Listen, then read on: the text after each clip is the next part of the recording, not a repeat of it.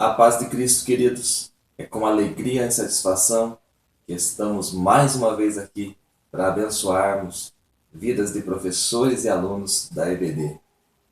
Estamos alegres, muitas pessoas estão compartilhando, assistindo nossos vídeos, divulgando. Se você tem sido abençoado com as nossas pré-aulas, eu convido que você faça o mesmo. Inscreva-se no canal, curta, compartilha, divulga os nossos vídeos, que com certeza, fazendo isso, você está fazendo para o engrandecimento do reino, porque o nosso propósito é divulgar, disseminar a palavra de Deus. Temos também o professor Juninho, que faz lição para os juvenis. Então eu vou colocar o link do canal dele aqui embaixo, e você que tem na sua igreja, na sua cidade, a classe de juvenil, você pode estar entrando nesse link aí, vai ter uma aula bem bacana aí para adolescentes. Nós estamos aqui na lição de adultos, com a lição de número 4, que traz por título Esteja alerta e vigilante, Jesus voltará. O texto áureo desta lição está em Lucas, capítulo 17, versículo de número 24, que diz assim: Porque como o relâmpago ilumina desde uma extremidade inferior do céu até a outra extremidade, assim será também o Filho do Homem no seu dia.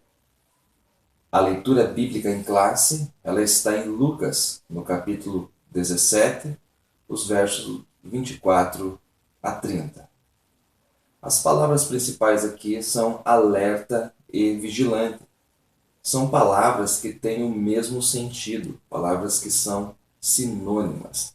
Então, no primeiro momento, eu gostaria de explorar um pouquinho essas palavras no seu contexto original. A definição de vigiar no Novo Testamento grego, a palavra que é traduzida por vigiar, ela quer dizer estar acordado, permanecer acordado, vigiar, estar circunspecto, atento, pronto. No Antigo Testamento hebraico, nós temos duas palavras que são traduzidas por vigiar. Eu quero apenas trazer uma delas, que significa velar, vigiar, estar acordado, estar alerta, manter vigília, estar alerta ou velar, como se fosse uma sentinela, um atalaia. Este é o contexto da palavra vigiar no Antigo Testamento hebraico. Portanto, a lição de hoje fala: esteja alerta e vigilante, Jesus voltará. A frase volta de Jesus, ela é muito abrangente. Quando a gente fala assim, Jesus voltará, ela é uma frase bem abrangente que não define. No Antigo Testamento, os profetas eles falaram da vinda do Messias sem definir as etapas, primeira e segunda vinda. Isaías falou da vinda dele, Miqueias falou da vinda dele, outros profetas do Antigo Testamento falaram da vinda do Messias, porém sem definir se estavam falando do seu nascimento em Belém ou se estavam falando da sua vinda em glória. Então, quando nós estamos estudando a escatologia, nós precisamos definir essas etapas. Quando nós ouvimos a frase Jesus está vindo, nós devemos responder com outra pergunta. Vindo para quem? Vindo para a igreja? Para Israel? Ou para as nações? Então, sempre que a gente vai falar de volta de Jesus, responder com uma outra pergunta. Vindo para quem? Eu quero falar da igreja? Eu quero falar de Israel? Eu quero falar das nações em geral? Aí nós podemos definir o que nós queremos estudar dentro da escatologia. É necessário nós fazermos uma exegese do texto que é utilizado na lição bíblica, que é o texto de Lucas, capítulo de número 17, versículos 20 a seguir. Aliás, o texto áureo é o versículo 24, mas o texto ele inicia-se no verso 20 e não no 24. Por que eu digo isso? Porque nós não podemos confundir este dia, que é retratado aqui no texto bíblico em classe, com o arrebatamento. Não tem arrebatamento aqui. Quando nós aplicamos esse texto ao arrebatamento, a nossa teologia fica um pouco confusa. E nós devemos esclarecer em vez de complicar, né? Então o texto inicia-se no verso 20. Eu convido você a acompanhar comigo para nós definirmos corretamente, fazermos a exegese do texto para não colocarmos palavra no texto. Por exemplo, o versículo 20, o que acontece aqui? Jesus ele é interrogado pelos fariseus sobre quando haveria de vir o reino de Deus. Presta atenção aqui. O verso 21 diz assim, Jesus diz assim, nem dirão ei-lo aqui ou ei-lo ali, porque eis que o reino de Deus está entre vós. E disse aos discípulos, dias virão em que desejareis ver um dos dias do Filho do Homem e não o vereis. E de vosão, ei-lo aqui ou ei-lo ali, não vades nem o sigais. Aí que vem o verso 24, que é o nosso textuário de hoje. Então a pergunta dos fariseus é a respeito do reino. Porque Jesus só pregava sobre reino. E eles estão perguntando quando haveria de vir o reino. Então Jesus está falando aqui a respeito da vinda do reino. Certo? É o que está escrito no texto. Jesus não está falando de arrebatamento. A palavra arrebatamento em português não aparece no texto. Nesse texto ela não existe. A palavra harpazo no hebraico, né, melhor dizendo no grego, né? No grego a palavra harpazo é a palavra grega, que é rapto, ela não aparece aqui nesse texto. Né? O Novo Testamento é escrito em grego, o Antigo Testamento é escrito em hebraico, deixar isso bem claro. Mas não aparece a palavra harpazo, nem a palavra arrebatamento. Então está falando da vinda do reino de Deus e não do arrebatamento, certo? Quando que o reino vai vir? O reino já veio, Jesus está respondendo. O reino espiritual já veio, ele está dizendo assim, o reino já está entre vós, porque eu sou o rei e já estou aqui. Porém, o reino de Deus de forma visível, de forma física, ele virá quando Jesus vier sobre o Monte das Oliveiras, vier para guerrear e estabelecer o seu reino milenar. Ali, né, o reino está vindo de forma física e visível. Que é o que os fariseus esperavam ver aqui, né? Então, o meu conselho para você interpretar corretamente esse texto é não colocar palavras no texto. Isto é, acrescentar. Não pode acrescentar palavras. Né? Não existe a palavra arrebatamento neste texto. Certo? O texto diz, o verso diz assim que como um relâmpago. Né? Como um relâmpago. Assim como o relâmpago que marca o céu, estaremos voltando com Cristo de forma visível, eu destaco aqui. Então, por que como um relâmpago? Porque um relâmpago ele pode ser visto em uma extremidade do céu e pode ser visto na outra também. Então, pessoas em qualquer lugar do mundo verão Cristo descendo como um relâmpago. E não somente Cristo, mas nós, a igreja, com ele também. Então, este momento aqui, a igreja está voltando com Cristo de forma visível. E em qualquer parte do mundo poderá ser visto este sinal. Eu destaco aqui Apocalipse 1 e 7, que diz assim, eis que vem com as nuvens. Quem que vem com as nuvens? Cristo e a sua igreja. E todo o olho o verá. Apocalipse 1, verso 7, falando desse dia. O comentarista destaca dois personagens na lição de hoje, eu não vou adentrar, mas você pode explorar aí na sua classe, que é Noé e Ló. Noé foi um pregador da justiça de Deus e seu juízo, mas a sua mensagem foi ignorada, assim como a mensagem da igreja, ela também, muitas das vezes, ela é ignorada aqui. Ló é outro personagem que ele cita, foi poupado de Sodoma, né? Assim como a igreja será poupada da tribulação, né? Não na tribulação, da tribulação. E Israel também será protegido no deserto. Você pode ver isso em Apocalipse capítulo 12. A mulher lá em Apocalipse 12 não é a igreja. A mulher em Apocalipse 12 é Israel, né? Que será protegida no deserto. Você pode ver isso no verso 6. Então, tanto Noé é um tipo de Israel, né? Que vai ser poupado durante a tribulação, o remanescente fiel de Israel, deixa isso bem claro, né? Noé é um tipo de Israel, e Ló pode ser um tipo da igreja, né? Que foi tirado de Sodoma antes que Deus fizesse chover lá fogo e enxofre. São dois personagens aí que você pode explorar na sua aula, que eu não quero adentrar aqui, porque eu tenho uma outra linha aqui a seguir. Com relação a não haver arrebatamento aqui, e esse texto de Lucas, capítulo 17, estar se referindo à segunda vinda gloriosa de Cristo, você pode ver isso no versículo de número 30, que por sinal está na lição bíblica, que diz assim: assim será no dia em que o Filho do Homem se há de manifestar. Lucas 17, 30. Eu quero definir para vocês aqui a palavra manifestar, que no texto grego ela é apocalúpito. O que significa apocalúpito? É da mesma raiz de apocalipse. E você sabe muito bem o que significa. Significa descobrir. Significa revelar o que estava escondido ou oculto.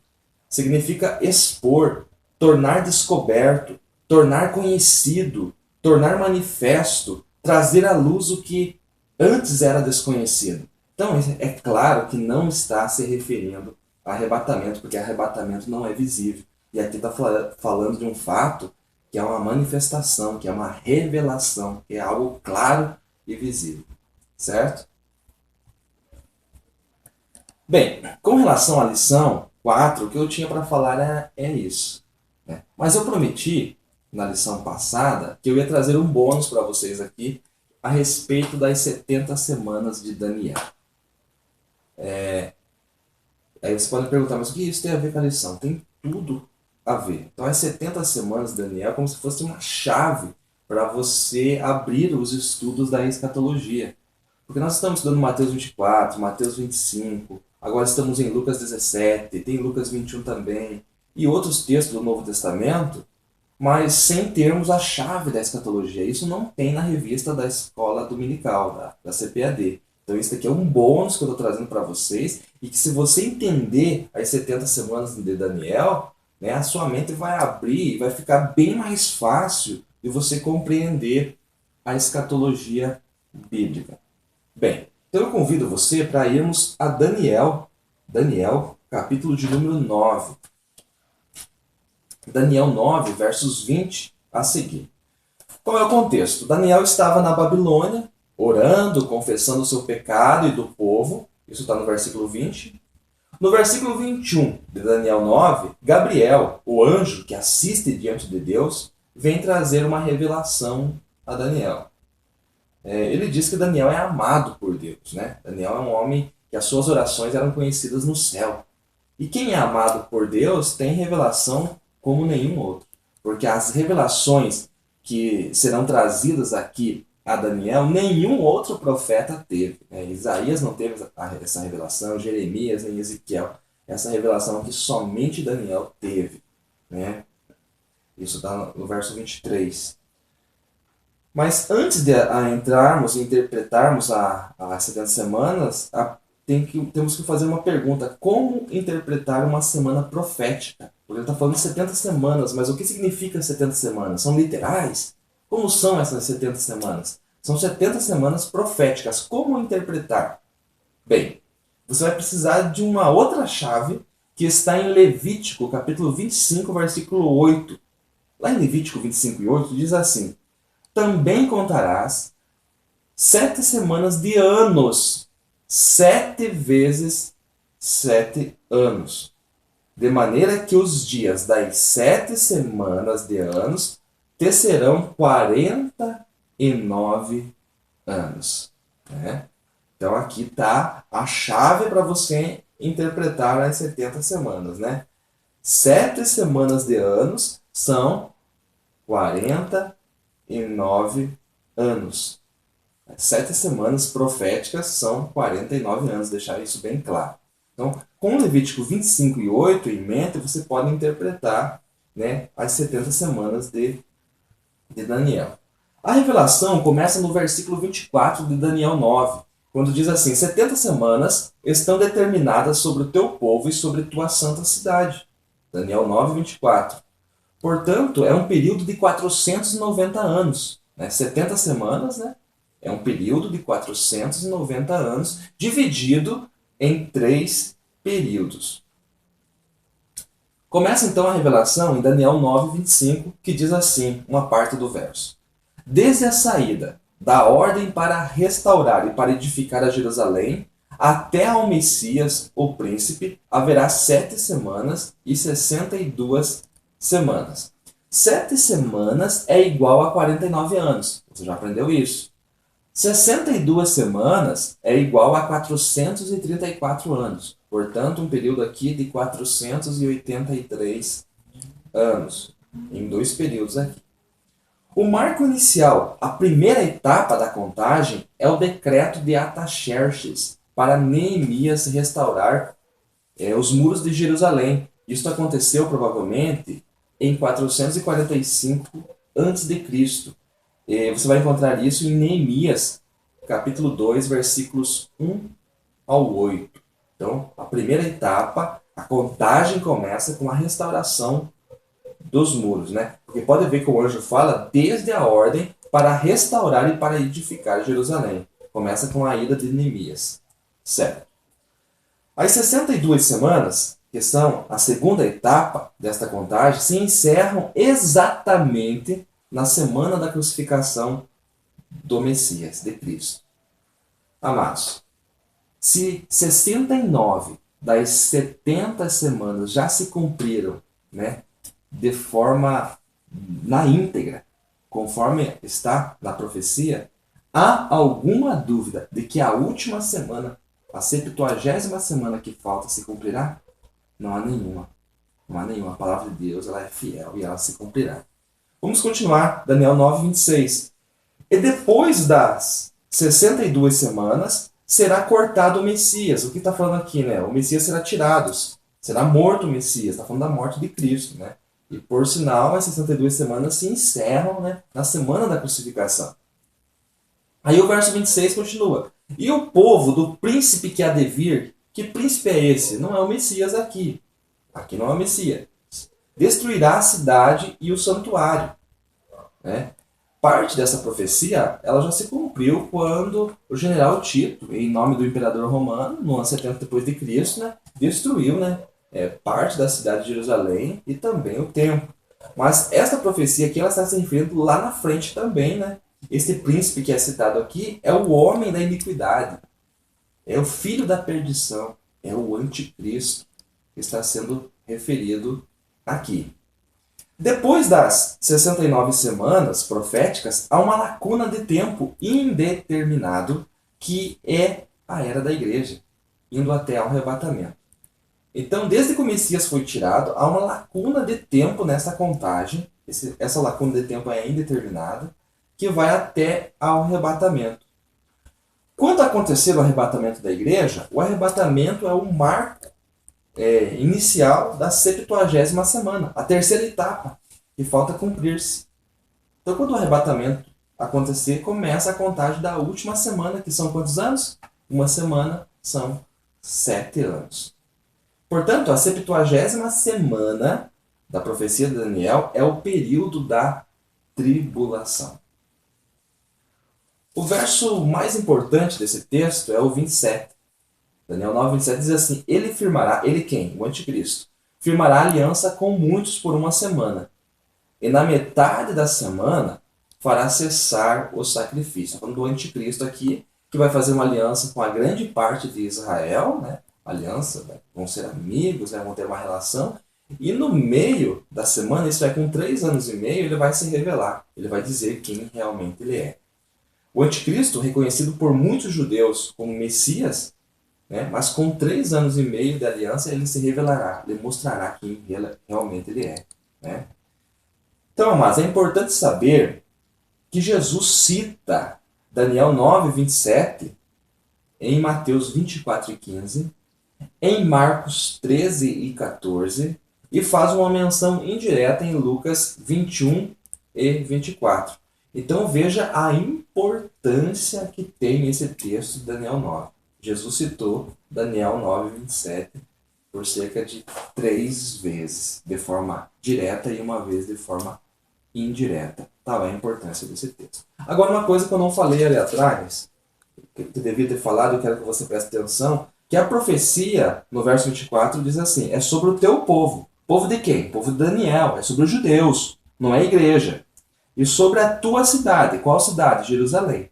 Então está escrito no verso 24. Teu povo, Daniel, os judeus, e tua cidade, né? E sobre a tua santa cidade, que é Jerusalém.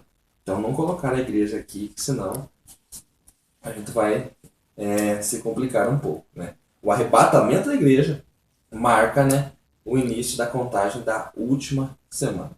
Portanto, amados, esta é a chave para abrir a porta do entendimento da escatologia. Quando nós estudamos textos como Mateus 24 e 25, Marcos capítulo 13, Lucas 17 e 20 a seguir, ou capítulo 21 de Lucas, e principalmente Apocalipse dos 6 ao 19, e outros textos também, nós estamos se referindo à última semana, aos últimos 7 anos que antecedem a vinda de Cristo à Terra. Então é um dos períodos mais importantes da história. Para concluir esta aula, eu digo o seguinte: o relógio profético está marcando o tempo. E quando faltar uma semana, isto é, 7 anos, para a manifestação do Messias ao mundo, o arrebatamento da igreja acontecerá, pois o mesmo marca o início da 70ª semana profética.